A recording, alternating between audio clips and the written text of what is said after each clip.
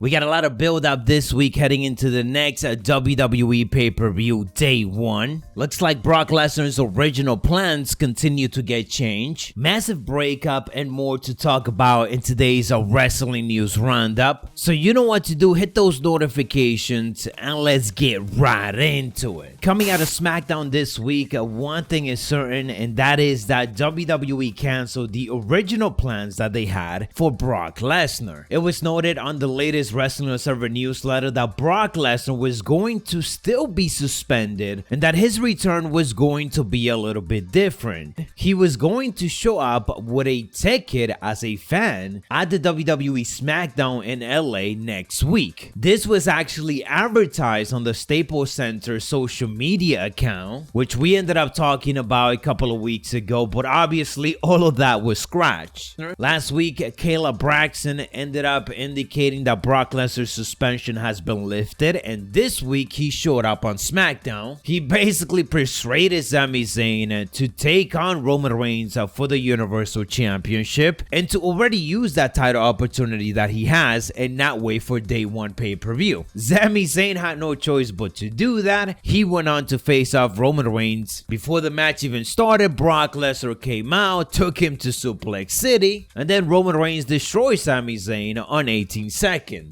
The interesting thing about all of this is that Brock Lesnar was supposed to come back to face off Roman Reigns at the Royal Rumble pay-per-view. Now WWE accelerated all of that, and what's even crazier is that they were supposed to face each other at WrestleMania instead. So we went from this rematch supposedly happening at WrestleMania, then changed to the Royal Rumble, and now changed to the day 1 pay-per-view, which is clear that WWE is going to be stacking that pay-per-view up as it is going to be the first ever day 1 pay-per-view. They already announced some extra matches: the WWE Championship, Big E taking on Seth Rollins and Kevin Owens, and the Usos are taking on the New Day. Now the big question is, what is going to be Roman Reigns' matchup at WrestleMania? I'm very curious about that, because if right now they're giving us a Brock versus Roman again, I don't think they're going to repeat that as a main event at WrestleMania. It's not gonna look good. It's supposed to be WrestleMania, something huge and fresh supposed to be happening there. Let me know you guys' thoughts down in the comments below. And I hate to say this, but we could be getting a certain legend returning and even winning the Royal Rumble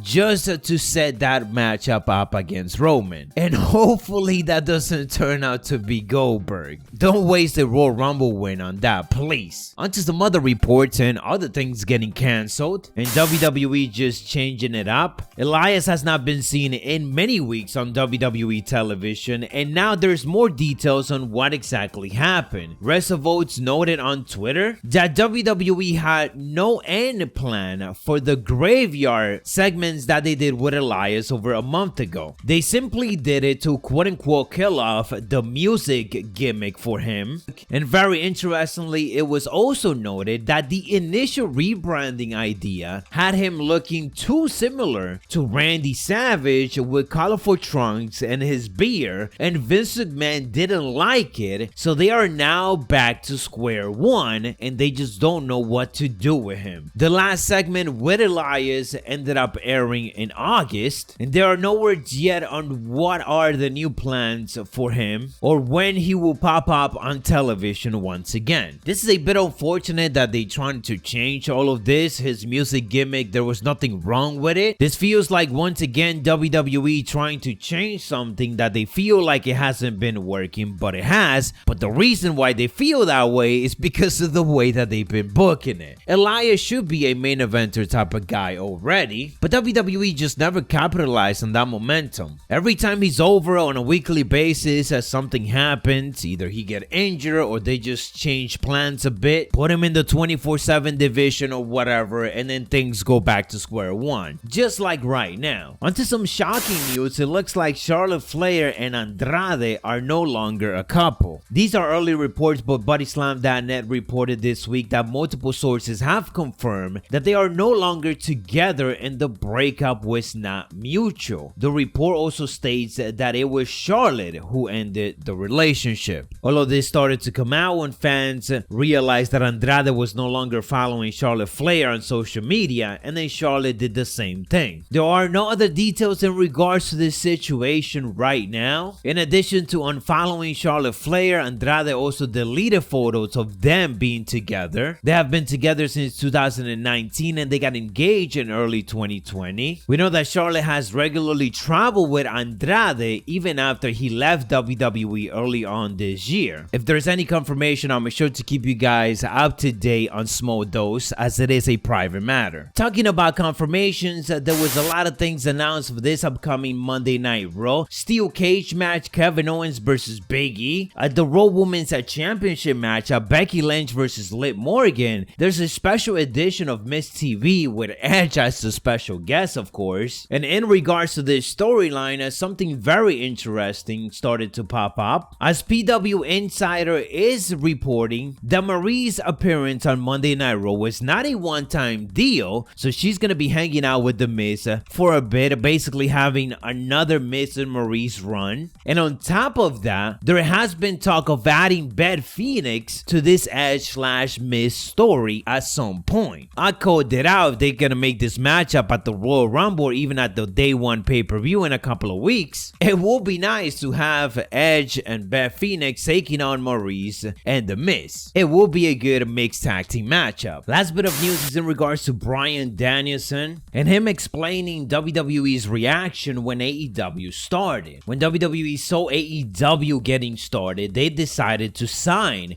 the current talent and wrestlers outside of the company to long-term big money deals, which ultimately prevented them from going to All Elite Wrestling. And in a recent interview, Bryan Danielson talked about this to Scott Fishman of TV Insider, indicating how WWE panicked and overreacted when they should have done that. And I quote, "But I think this is a natural reaction to what has gone on. What we do know is that people who were paid regular contracts would not have them anymore. For WWE, I think there was an overreaction when AEW started. Even when Ring of Honor got real hot with Cody Rhodes and the Young Bucks, WWE felt they needed to sign up all the talent. They realized, quote unquote, our business is fine. AEW is catching up. They've done incredible for a company that has been around for less than 3 years. WWE is still making $1 billion, so they don't need to whore all of these talents," which is obviously true and could definitely be one of the things that they are realizing now, especially after this past year when they released so many superstars, which still sucks and is unfortunate. So that is all the latest that I got for you guys on this roundup to end the week. To continue being up to date, make sure to hit those notifications and let me know your thoughts down in the comments below of anything that we discussed today. Do you also think that WWE overreacted when AEW got started? Let me know your thoughts. I'll catch you guys on the next one, so stay savage.